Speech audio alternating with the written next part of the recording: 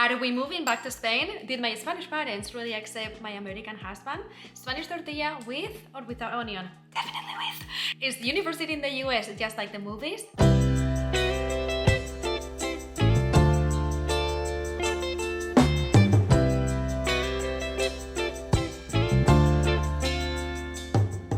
Hola chicos, welcome back to my channel. I am so excited for today's video because I asked you on Instagram what kind of content you wanted to see here on my YouTube channel, and a bunch of you said a Q&A to get to know me better, so that is exactly what we're gonna do today. So first things first, if you're new here, hello and welcome. I am so happy that you're here. My name is Anna and I'm from Spain, but I've been living in the US for the past 11 years. But why? Well, I moved here in 2013 after accepting a scholarship to run track at a Division I school, and as life would have it, I ended up falling in love with an American guy. Now we're married and have 2 kids, and here I am still living in the US over a decade later. So if you enjoy content about life abroad, being in a multicultural marriage, raising bilingual kids, and all the fun in between, make sure that you give this video a thumbs up and subscribe to my channel. I would love to have you as part of this community. And now let's jump right in. Guys, I've received so many questions, as you can see, so I selected 15. Otherwise this video would be like 4 hours long, and the last one is the golden question, so watch until the end. And now let's dive in. Alright, so the first question is relationship advice for people coming from 2 different cultures. Okay, I love this question because so many people are navigating relationships across cultures, and it can be both beautiful and challenging. My first piece of advice is to be open-minded. Ask questions instead of making assumptions. Let me explain. When you're dating someone from a different culture, they might do things that seem strange or even rude to you. Our first instinct is to often say, why would you do that? That's weird. But instead, pause and think, maybe it's only weird to me. Maybe in their culture, this is totally normal. So it's important to recognize that different does not mean wrong or worse. It just means not what we are used to. So if something confuses you, don't judge your partner, ask about it. Be genuinely curious and learn, their customs, and try to see the world through their perspective. And I would say my second piece of advice is visit each other's countries.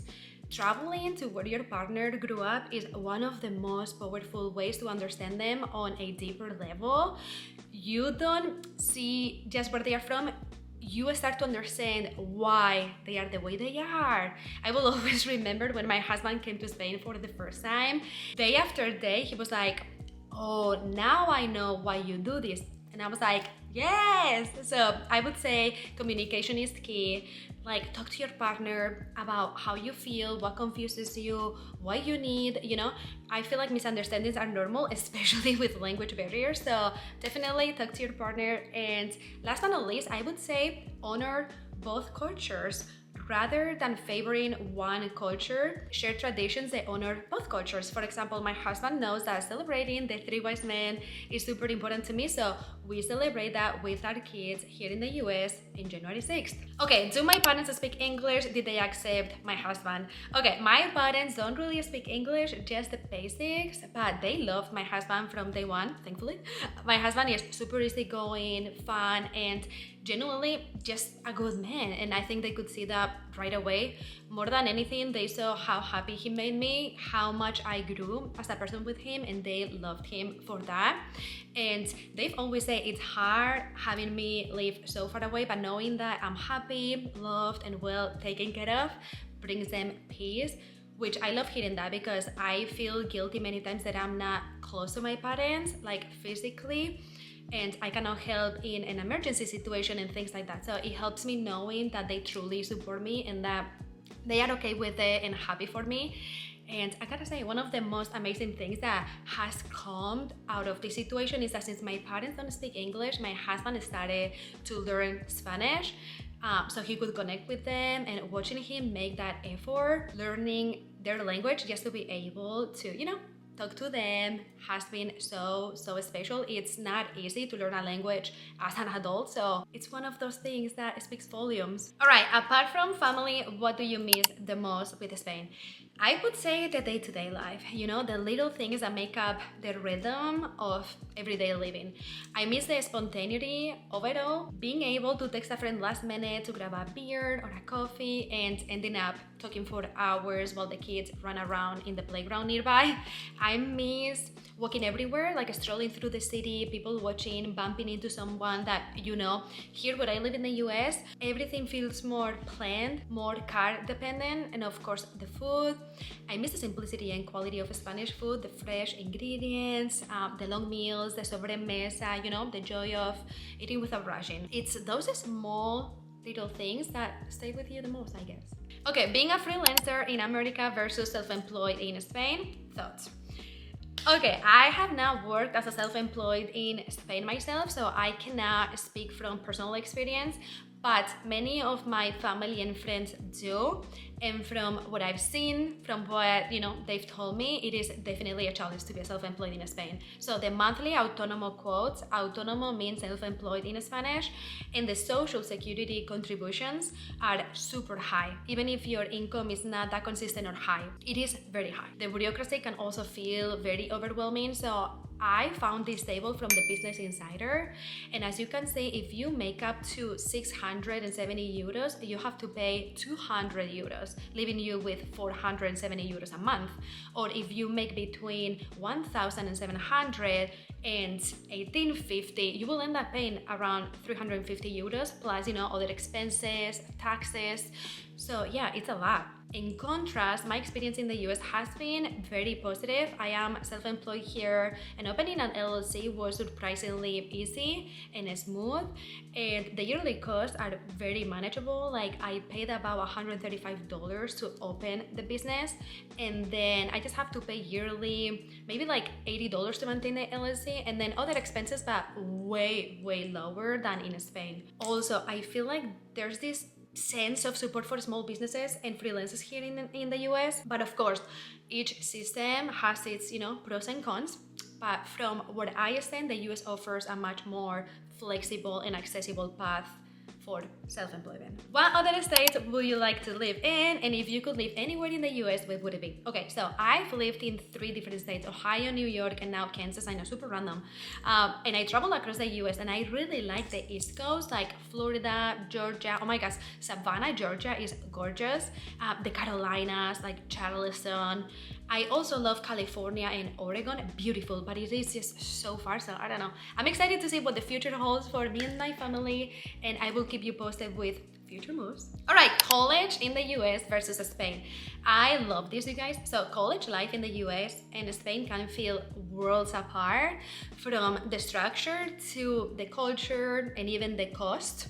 In Spain, the university experience is much more focused on academics. There's no campus life. In the American science, like no sports, no frat parties, no beer pong. Universities in Spain are often just collections of buildings scattered around a city. You go to class, do your work, and then head home. In contrast, in the US, the college experience is more immersive, and yes, it's just like the movies. You live on campus and dorms or apartments with your friends. You have a whole social life built around the university, and you can join fraternities, sororities, if that's your thing. Sports are also huge in the US too, like college football, basketball, and other sports are a big part of campus culture, and school spirit is also a huge deal. They are super proud of their school. And as for the cost, the US tuition is very high, but depends on whether you attend a private or public university. In contrast, Spain's public university offer a much more affordable education, like the costs are lower, between 1,000 and 3,000 euros a year. And many students can attend without drowning in student debt, which is a huge contrast to the US system. However, some private universities in Spain can also be costly. So in other words, the US college experience is a mix of education and social life, personal growth, strong focus on building a community and independence. And Spain's system is more academic focused, and while it lacks the movie charm of US campuses, it's a solid education experience. I've always said in the US, you don't really pay for the education. You pay for the experience. You pay to attend football games, the parties, the independence, you know, if that makes sense. So a funny story, definitely something I will never forget, is when I attended one of my very first house parties here in the US. The summer that I got here, actually. Oh my gosh, there were people in the roofs of the house. It was crazy. It was literally like the movie Project X. Wild. I was like, what is going on? I'm on a movie right now. And then the police came and everyone was running. My roommates grabbed me by the arm and they were like, run, you are underage here in the US, you're not 21, you cannot drink, so run. I remember sprinting as fast as Usain Bolt, okay? It was something that I will never forget. Okay, next question. What is Spain's attitude towards homeschooling? Okay, as far as I'm concerned, homeschooling in Spain is not officially legal in the same way that is in countries like the US. So it seems like homeschooling exists within a legal gray area in the country. I went down a rabbit hole because I'm an educator, okay? My bachelor's degree was on education, so I really enjoyed this. And I found out that the key national laws, which are the Ley Orgánica de Educación and Ley Orgánica para la Mejora de la Calidad Educativa, explains that children receive a compulsory 10 years of basic education between the ages 6 and 16. However, the law does not explicitly say whether this education must take place within a formal school setting. So if you're planning to, homeschool in Spain, I strongly recommend that you check the local laws in that specific city or region where you will be living, as homeschooling might not be legal and recognized in that area. All right, question number 8.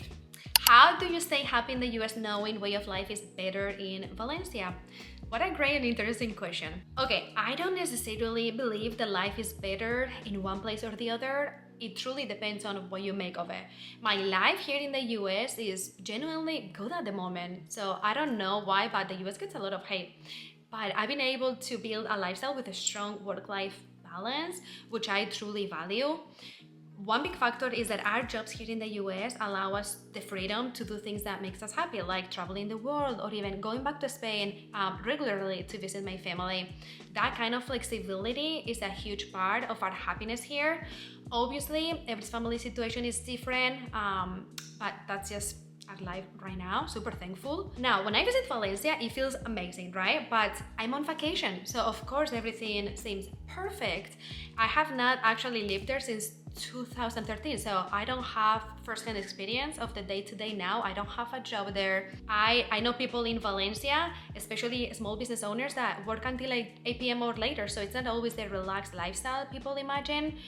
If you own a shop, for example, your work-life balance can be just as intense as anywhere else. So at the end of the day, every place has its pros and cons. What are the top things to do in Valencia? Okay, I'm so glad you guys asked this. I get this question all the time, and that's actually why I created my Valencia guide. It is a super detailed, downloadable guide that you can access on any device. I covered everything from the city's history to the best things to do and see, safety, everything. So definitely check it out. You will find the link on the description box. And I also put together a Spain travel guide and a study abroad guide, and I linked those as well. So if you're planning a trip or thinking about studying abroad in Spain, definitely check that out.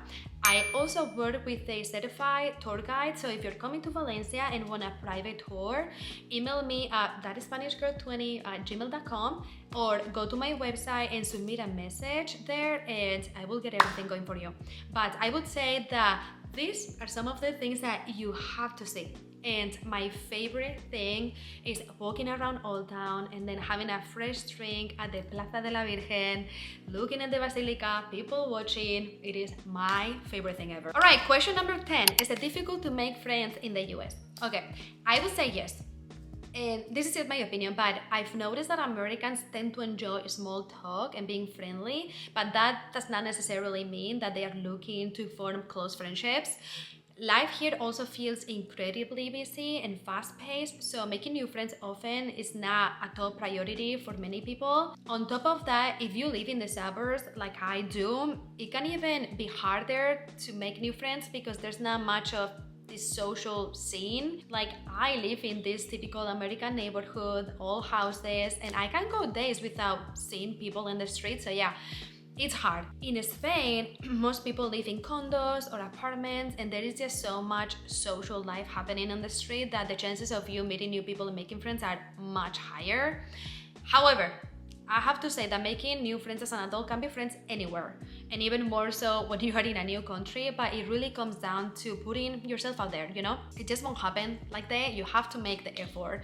Get out of your comfort zone, join, local Facebooks, attend community events, or, take part in activities that interest you.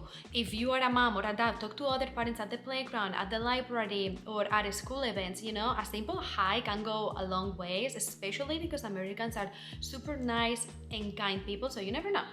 In my case, I made most of my friends here in the US through my daughter's school, mainly other Latina moms, which I absolutely love because I really missed speaking Spanish and connecting with people from a similar background. I'm also very involved in football since my husband is a coach, and through that I found an amazing group of friends among other coaches' wives, and it's been such a supportive and fun community to be a part of. So it's definitely hard to make new friends here, but it's not impossible. Can you share your experience on becoming a US citizen and why did I choose to become a citizen? Okay, it's been such an interesting journey, you guys. First, I had to go through the long and expensive process of getting my permanent resident card, aka green card. That alone took a lot of patience, time, paperwork, and money. But once I became eligible to apply for citizenship, I knew I wanted to do it. My life is here in the US, my husband, my kids, my home, my dog. I have built a life here in the US and I wanted to be fully part of it. Also, being able to vote and have a say in the country where I live was a big reason too. And another important factor was that I was able to keep my Spanish citizenship. That made the decision even easier, especially because I travel to Europe often and I didn't want to deal with visa issues or, risk having problems, re-entering the country. So it definitely gave me peace of mind. And yes, just like the movies, I had to take a civics test with US history and government questions, plus an English exam. Once I passed, I had my naturalization ceremony, and it was honestly such a special and emotional moment. It felt official, and I was like, yes, I am done with this process. Did you need lawyers to get married? How did you apply for the green card? Okay, this question is kind of related to the previous one. We did not need lawyers to get married. You can get married at the courthouse or at a church, wherever you want. But the most important thing is that you get your marriage certificate or license. And with that and other documents, you can apply for the permanent resident card. We did not hire lawyers for that either. We simply went to the official website of USCIS and we followed, the instructions. We made sure that we had all the documents, submitted the applications, paid a couple $1,000 and waited. I have to say the process was very stressful since once I applied, I wasn't able to leave the US or work here because I didn't have the work authorization card yet. That lasted for 9 months, so that was definitely stressful, but it's obviously part of the process and super worth it now. All right, next question. I presume your US passport has a different name than your Spanish passport. How does that work? Okay, that is correct. My American passport has one last name and my Spanish passport has another last name. You might be wondering why, how? Well, in Spain, we do not change our last names when we get married. It's not a thing. You simply cannot change your last name. It's not legal. But here in the US, I did take my husband's last name to make things easier, paperwork-wise, especially having kids, the house, and I don't regret it. But it was so annoying every time I travel, from the moment we got married and I changed my last name until I got my citizenship. We had to book my flights with, my Spanish passport, but to enter the US, I had to show my green card, which had a different last name than my Spanish passport. So I always had to travel with my marriage license, which they asked me for it a couple times. I have a video on it on TikTok actually. And when flying alone with kids, so without my husband being there, it was a lot. So if I had the chance to do it all over again, I don't think I would change my last name. It was such a hassle for many years. All right, question number 14. How did you manage postpartum and early months without your family support and, how we do day nights and things like that? Okay, so I became a first-time mom in January of 2020. If you know, you know. My mom flew in from Spain to help us and she stayed with us for about 3 weeks. God bless her, she's a saint. She came mainly because my husband didn't have any paternity leave. And he was already back at work just 2 days after our daughter was born. And then right after my mom left, the country shut down due to COVID. It was a very unique experience, I would say. On one hand, I felt lucky that my husband was home a lot, during those first months because he was working remotely. His support made a huge difference, and I often think how different it would have been if the pandemic hadn't forced that shift. But even with his support, I deeply miss the connection with my family, like going on walks with my sisters and their kids, having my kids, drop by just to lend a hand or hang out. Because of COVID, I couldn't travel to Spain until my daughter was 15 months. My family never saw me pregnant. They didn't meet her until that trip. Crazy. The reunion at the airport was incredibly emotional. I also recorded that vlog for TikTok and Instagram. It was in the news too. I completely broke down. It finally hit me that I was home, surrounded by the support I had craved for so long. Sometimes you just need your mom and her shoulder to cry on. You guys, motherhood abroad has been the most challenging yet beautiful experience of my life. It's not easy, but it's made me stronger, more confident, and it definitely teaches me to truly believe myself every single day. And then the second time around, when I had my little one 2 years ago, I felt more prepared. I was more confident, in my role as a mom, but it is still tough not having your family nearby. That's why I always recommend finding a great babysitter. We're lucky to have a couple we love and trust. Honestly, without them, I don't know how my husband and I will get any quality time together. We absolutely love our day nights. They are non-negotiable for us. We make time for at least 2 each month. And whether it's just to reconnect or attend a football event, we can do it thanks to our amazing babysitters. And the last and big question, are we moving back to Spain? If so, when? Okay, the honest answer is I'd love to move back to Spain someday, but not just yet. Let me explain. Our life here in the US is actually pretty good. Like, I'm happy here. I really enjoy learning about American culture, and both my husband and I love our jobs here. His career is very specific to the US since American football is not big in Europe yet. And I have grown to genuinely love the football lifestyle too. The US is also such a vast and beautiful country, and there's still so much that I want to explore, especially national parks. And at this stage of our lives, it just feels like the right place to be. It's here in the US. It's a great environment for entrepreneurs like me, and it supports my husband's professional path. Our income here also gives us the flexibility to save money and do what we love the most, which is traveling the world. So that's it. I do know that eventually I would love to return to Spain. I deeply miss the social connection, my family, my friends, the culture, and of course, the food, the central market in Valencia. And you guys know home is home, but for now, we're enjoying our time here in the US, making the most of it. And when the time feels right to move back to Spain, we will do it. And I will be sure to keep you guys posted. All right, guys, thank you so much for watching and for sending in all your amazing questions. As I mentioned, I have received so many more that I could fit in this video, so let me know if you would like a part 2, and feel free to drop any more questions in the comments. I read and reply to all of them, so do that. And then don't forget to subscribe to my channel, and I will see you on the next video. Adios.